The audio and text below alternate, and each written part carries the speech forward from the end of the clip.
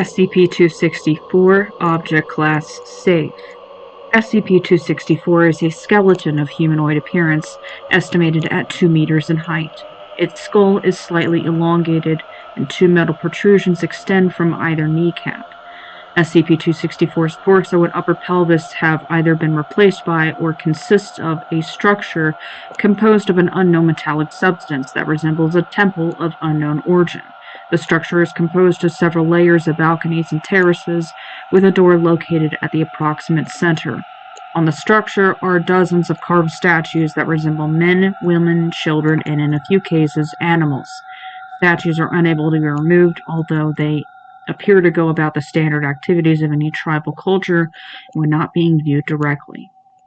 The structure and skeleton seem to either have been mounted upon or are part of a hemisphere just over 1 meter in diameter, composed of what appears to be the same unknown metal.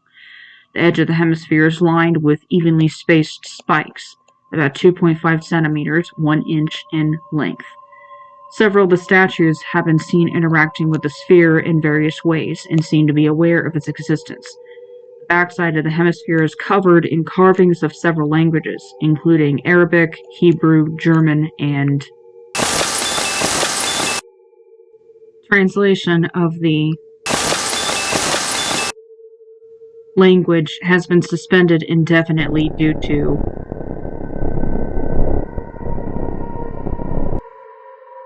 SCP-264 sentient, communicating through several non-verbal forms, including Japanese, Taiwanese, Korean Sign Language, and Morse code. It is most frequently recorded communicating through writing, however, and has been noted writing in nearly every language currently discovered, including the language. On rare occasions, a designated statue will speak for the SCP.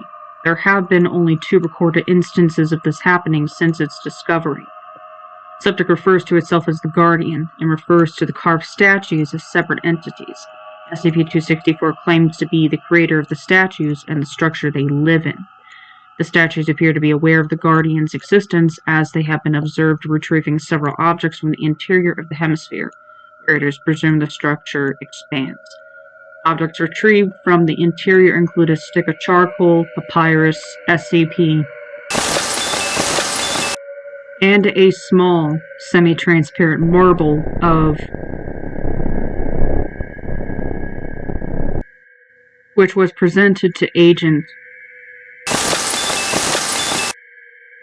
by one of the statuettes. How SCP-264 is capable of communicating with its subjects is currently unknown, as neither it nor the statues emit any form of psychic readout. However, SCP-264 has alluded to having abilities of precognition. SCP-264 has proven to have knowledge of several other SCPs currently contained, including SCP-035, SCP, and SCP. Addendum 264-01. Due to the actions on June 10th, 2000, in which Dr.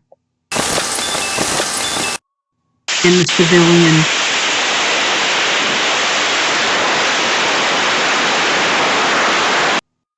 SCP-264 will allow only the aforementioned agents to converse with it.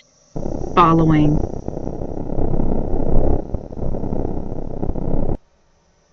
Dr.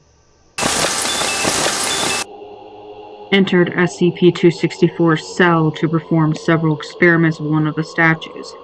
At 0200,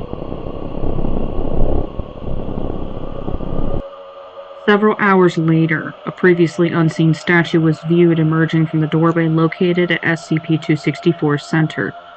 Close-up imaging proved the statue to be in the likeness of Dr. Addendum 264-02.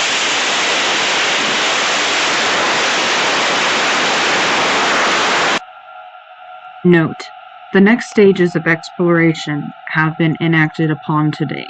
A fiber scope was inserted into the doorway located at what we're guessing is the center of 264, With its permission, of course. Can't have any more assistance lost or rudeness. For the most part, the view was nil. Image was distorted, some property of 264 is interfering with the camera, though of course it can't give any insight as to what causes this to happen. The phrase, Shio no Yoroi, inscribed on the inside of the hemisphere it's mounted on was all we found.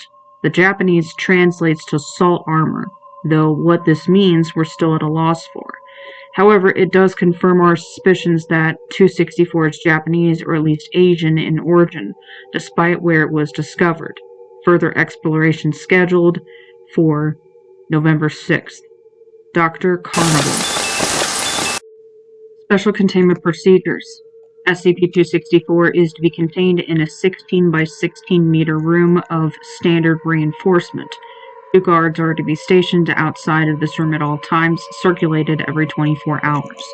The room is to be monitored every day for a minimum of 2 hours. SCP-264 requires no nourishment of any type. No support is necessary either, as SCP-264 suspends itself through an unknown source of levitation. Note: as of 2000, only agents deceased and Dr.